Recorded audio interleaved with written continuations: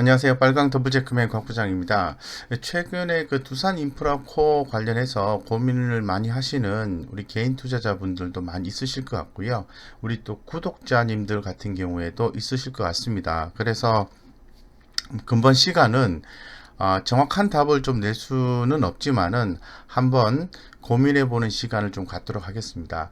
뭐 잘 아시는 것처럼 2005년도에 사명을 두산 인프라코어로 변경을 했고 건설 중장비 엔진 등을 생산 판매하는 사업을 영위하는 기업입니다. 기업이고 올해 6월 2분기죠. 전년 동기 대비 연결 매출액이 어, 감소를 했고요. 영업이익도 크게 감소를 했습니다.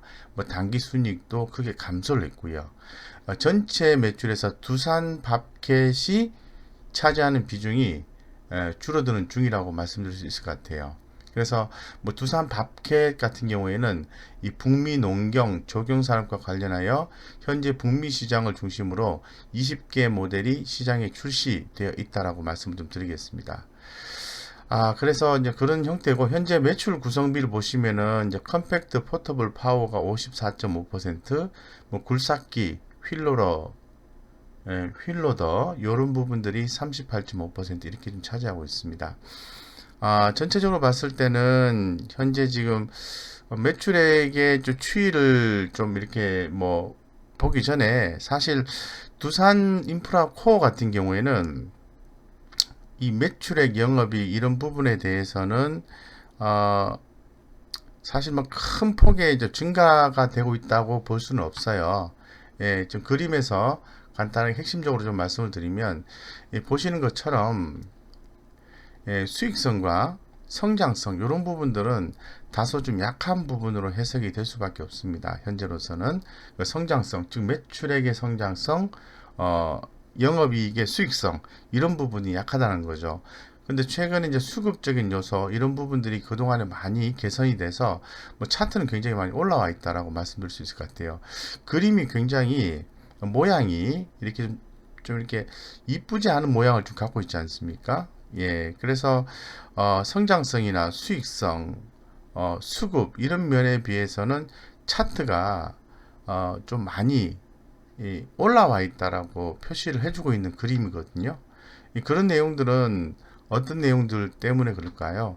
아무래도 최근에 주가 상승은 잘 아시는 것처럼 이 두산그룹 구조조정 작업 마무리 단계에 진입에 따른 리스크 개선 기대감 이런 부분에 의해서 두산그룹주가 상승을 한 바가 있죠. 9월 달에.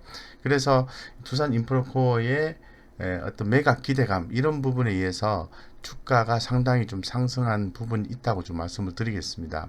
드리고 지금 현재 오늘 뭐 금일 주가가 전반적으로 좀 많이 올랐는데 9,130원인데요. 시장에서는 어느 정도 평가를 하는지를 한번 살펴보시면은 이렇게 보시면은 조금 더 이해가 편하실 것 같아요. 이게 맞고 안 맞고를 떠나가지고 현재 시장에서는 7월 달까지 이렇게 의견이 나와 있는데 바이의 의견과 그리고 잘 모르겠다의 의견으로 나눠져 있습니다. 그래서 목표가는 8,000원까지 나와 있는 상태인데 주가가 9,130원이니까 상당히 좀 많이 올라와 있다라고 좀 말씀을 좀 드리겠습니다. 예, 그렇기 때문에 상당히 좀 가격 조정이 좀 나올 수 있는 그러한 상황이다라고 결론 지어서 좀 말씀을 좀 드리고 싶은데요.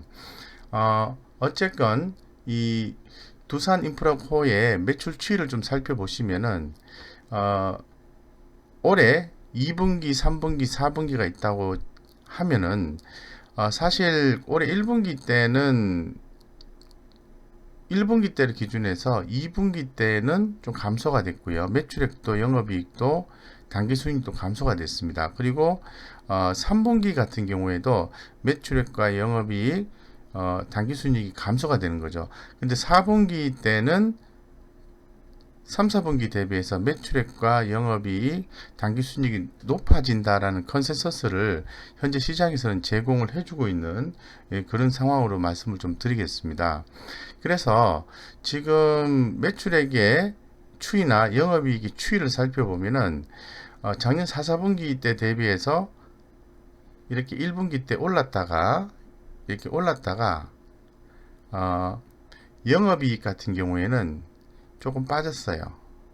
그리고 3분기 때 컨센서스가 더 빠진다 이렇게 보는 거고, 그 다음에 3분기 대비해서 4, 4분기는 조금 올라간다 이런 모양을 좀 그려주고 있는 거죠.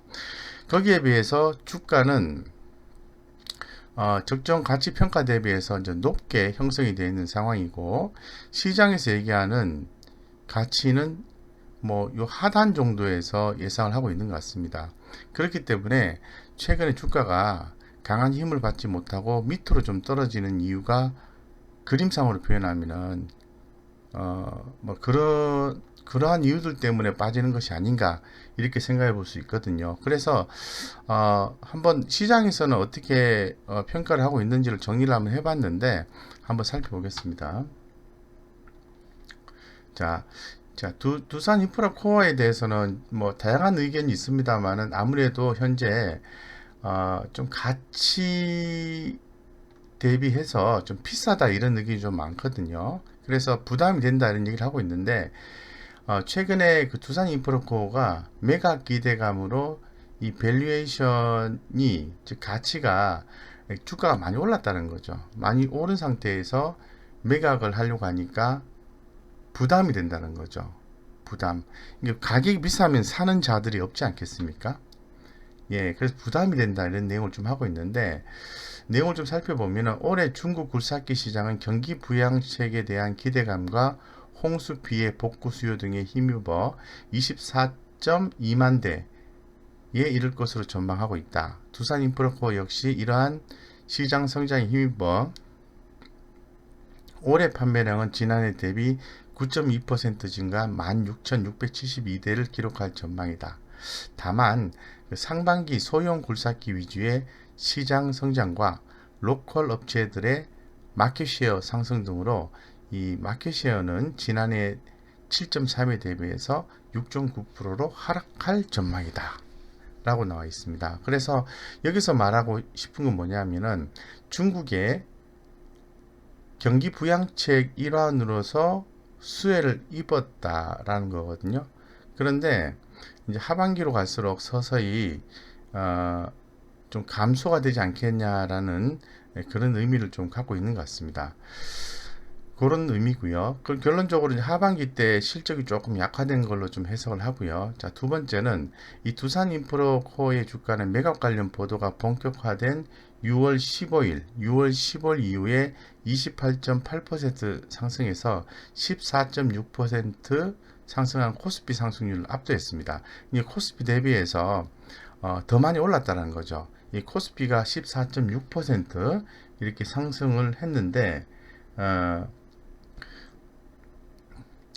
두산 인프라코어는 28.8%를 상승을 했다는 거죠. 예, 그래서 중국 굴삭기 시장의 성장과 함께 두산그룹의 자구안의 구체화, 매각에 대한 기대감 이런 부분이 주가를 많이 끌어올렸습니다.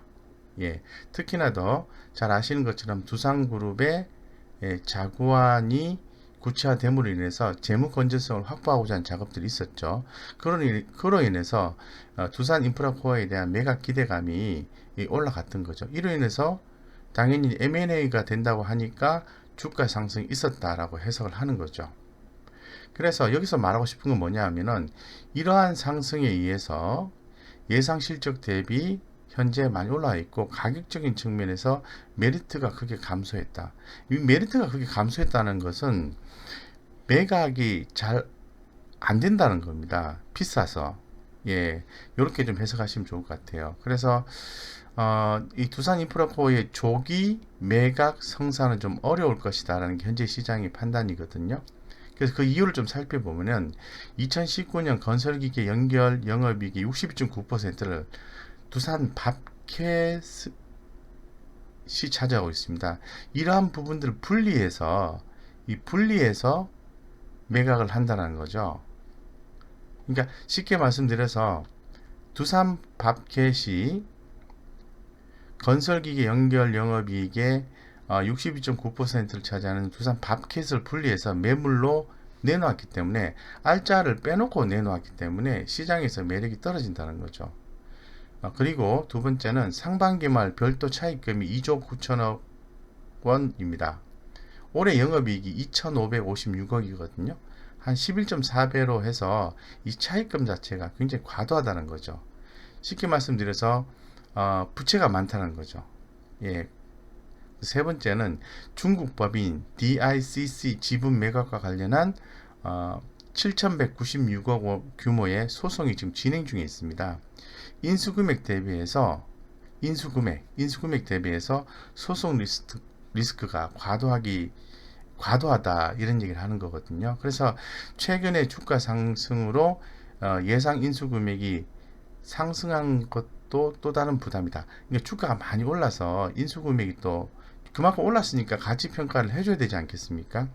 그래서 인수하는 자는 좀 더 많은 돈을 주고 두산인프라코를 인수를 해야 되는 거죠.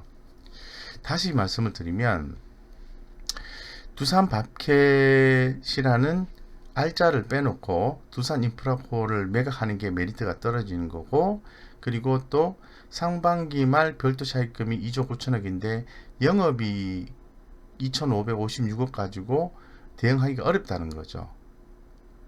세 번째는 중국 법인 지분 매각 관련해서 7,196억 원 규모의 소송이 진행 중에 있는데 인수금액 대비해서 인수를 이렇게 하잖아요. 그죠? 인수를 어떤 기업이 뭐 현대중공업이 한다 그러면은 인수를 하면은 그 소송을 패소함에 따라서 부담하는 소송 리스크가 너무 크다라는 거죠.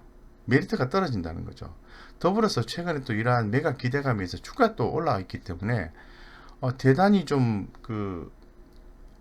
부담이 좀 큰 상태에서도 주가는 올라와 있으니까 인수자 입장에서 봤을 때는 별로 메리트가 떨어진다는 거죠. 네. 그래서 매각 기대감으로 이미 주가가 올랐기 때문에 지금 주가가 더 올라가는 것은 매출과 영업이익 이런 부분들이 이제 큰 폭으로 증가를 해줘야 되는 그런 어떤 실적에 대한 뒷받침이 좀 있어야 된다고 말씀드릴 수 있을 것 같아요. 그런데 지금 물론 뭐 하반기는 아무래도 좀 좋지가 않아요. 예, 상반기에는 좀 괜찮은데 이 하반기는 이제 중국 등 여러 지역의 굴삭기 판매가 비수기거든요. 그리고 또 뭐 잘 아시는 것처럼 뭐 코로나19 여파 등이 이런 어떤 불확실성이 또 상존하고 있는 상태라는 거죠. 그래서 중국 굴삭기 시장이 하반기 판매 비수기고 코로나19 사태로 글로벌 주요 국가들에서 여전히 이러한 불확실성이 진행 중이기 때문에 하반기에 유의미한 굴삭기 판매량 개선이 나타나기 힘들 전망입니다. 이런 내용들을 갖고 있기 때문에 두산인프라코의 주가가 강하게 올라가기는 어렵다라고 좀 말씀을 좀 드리겠습니다. 네. 그래서 두산인프라코는 그렇다면은 전반적으로 이러한 내용들에 의해서 가격 메리트가 떨어지고 M&A 기대감도 이미 반영이 되었고 그러면은 매출이 증가해 줘야 되는데 매출과 영업이익 당기순이익이 증가해 줘야 되는데 그런 부분도 약하다. 그러면 어떻게 되는 거죠? 메리트 있는 가격으로 조금 가격이 조정이 나올 수밖에 없지 않겠나 이렇게 보는 거죠. 지금 이제 아무래도 이제 두산인프라코어의 어떤 재무 건전성 이런 걸 좀 먼저 좀 보면은 여기 보시면은 첫 단은 유동 비율입니다. 여기 보시면은 첫 단은 유동 비율이고 여기 보시면 유동 비율이고 두 번째 단은 부채 비율입니다. 현재 지금 상태가 어떤 상태냐면 자기 자본 대비해서 유동 비율이 105%, 예, 105.87로 나와 있네요. 예, 105.87로 나와 있고 부채 비율이 170% 정도 나와 있습니다. 그런 가운데에서 뭐 소송 리스크까지도 있는 거니까 좀 부담스럽다는 거죠. 그래서 향후에 이제 이런 매출적인 부분들이 큰 폭으로 개선되지 않는 이상은 두산인프라코는 좀 상승하기 힘들고 오히려 메리트 있는 가격대까지는 조금 가격이 빠질 가능성이 높지 않겠나 이렇게 보는 거죠. 예, 그래도 한번 핵심 체크를 한번 보겠습니다. 늘 보는 것처럼. 자, 두산인프라코는 현재 가격이 9,130원인데요. 지금 외국인 기관들의 매수 평균가 대비해서는 8,500원 이상에 유지되고 있기 때문에 뭐 어느 정도 흐름은 좀 중기적으로 유지가 되고 있다고 말씀을 좀 드리겠습니다. 그런데 시장에서 얘기하는 조사 분석자의 목표가에 비해서 현재 가격은 좀 비싸게 형성되어 있다, 이렇게 좀 말씀을 좀 드리겠습니다. 자, 그러면 늘 말씀을 드리는 것처럼 두산인프라코의 매출과 영업이익 이런 부분들을 봐야 되는데 한번 더 확인해 볼게요. 매출액 3년 이평선이 꾸준히 이렇게 증가하는 모습을 보여줬습니다. 매출액 1년 이평선도 있고 올라오다가 최근에 그 작년 3분기 때부터 좀 감소하는 그림이 좀 나와 있는 상태거든요. 그래서 성장성이 조금 약화되고 있다라고 말씀을 드릴 수 있을 것 같고, 이 수익성을 좀 보면은 현재 지금 영업이익이 8.07입니다. 나쁘지 않습니다. ROE가 한 10 이상 되면 좋은데 5.9 정도 되는 게 이건 좀 부족하죠. 근데 좀 눈에 띄게 안 좋은 것은 영업이익도 밑으로 빠지고 ROE도 밑으로 빠진다는 거예요. 이런 부분이 향후 개선이 되지 않으면 안 된다는 거죠. 그래서 최근에 올해 4, 4분기 때까지 매출액과 영업이익 이런 부분들을 전망을 해봤을 때는 뭐 4분기 컨센서스는 3분기 대비해서 증가한다고 하니까 좀 증가하긴 하는데, 그로 인해서 매출액 영업이익률이 이렇게 빠졌다가 이렇게 올라와주는 그런 걸로 예상하고 있습니다. 근데 주가는 굉장히 많이 올랐죠.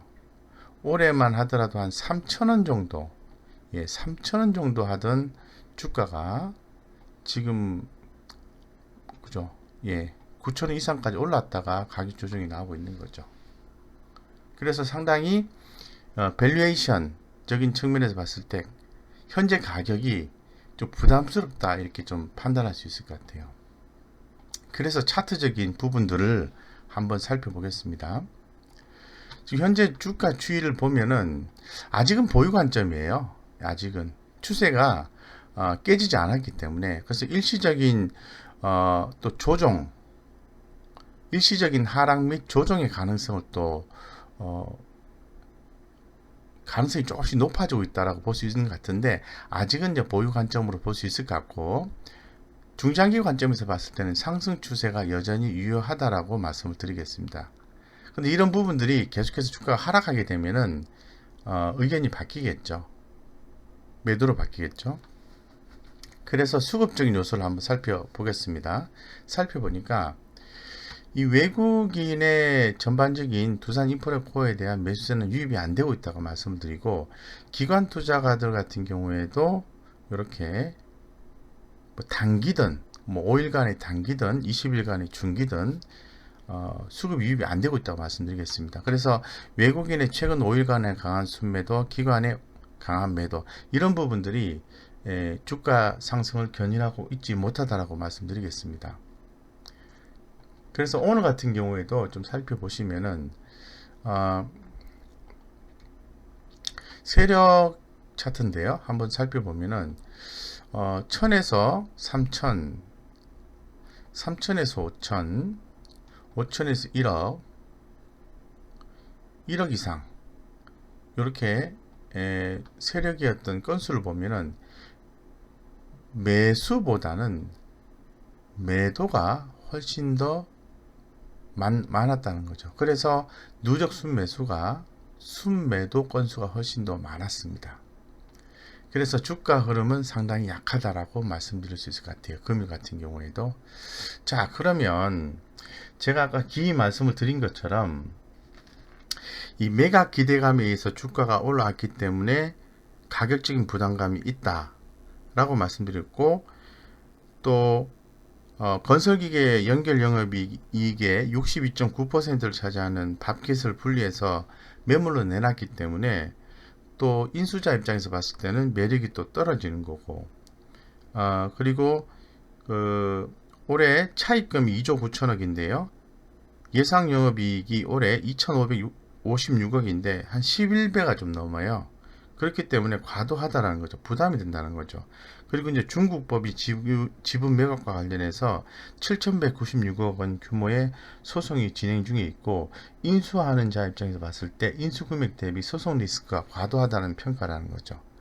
이게 지금 두산 인프라코어에 대한 스토리거든요. 자, 그렇다면 어차피 매각은 계속해서 뭐 채권단 입장에서는 진행을 또 하겠죠. 그죠? 그렇기 때문에 조금 가격 조정이 좀 나와줘야 되지 않겠나 이렇게 생각을 할 수밖에 없는 것 같습니다. 그래서 지금 주가가 올해 연초만 하더라도 3월만 하더라도, 물론 3월달 같은 경우는 코로나19라는 특수한 상황이 있었습니다만은, 어쨌건 뭐 3,000원대에서 만원대까지 주가가 이제 올라갔기 때문에, 추가적인 상승을 해주기 위해서는 무엇인가 필요한데 부족하다는 거니까, 조금 더 주가 조정은 제가 보았을 때는 좀 밑으로 좀 나와줄 가능성이 있다는 거죠. 8,000원 미만에까지 의미 있는 어떤 메리트 있는 가격이 나올 때까지는 주가 조정이 나올 수 있다라고 좀 말씀을 좀 드리겠습니다. 그렇기 때문에 이 단기적으로 대응하시는 분 입장에서 봤을 때는 이 두산인프라코어를 매도를 좀 해서 다른 종목 쪽으로 이동하시는 게 맞다고 좀 생각하고요. 이 두산인프라코어의 향후 매각 기대감과 그리고 또 성장성, 이런 부분에 대해서 확고하게 믿고 계신 분 입장에서는 지금 가격을 보유하고 추후에 충분히 가격 메리트가 생겼을 때 추가 매수해주는 전략을 취해야 된다는 거죠. 근데 제가 늘 우리 개인 투자자분들과 소통하다 보면은 말씀은 이렇게 하시거든요. 좀 중장기로 좀 투자할 수 없느냐 이렇게 말씀하시거든요. 근데 그거는 좀 불확실한 부분이 있긴 합니다만은 경우에 따라서는 뭐 가능할 수도 있겠죠. 왜냐하면 자금력이 있는 회사가 두산인프라코어를 일정 부분 사업부라도 인수를 해서 자기네들이 어떤 메리트 있는 사업을 추가시켜서 성장을 시킬 수도 있는 거니까요.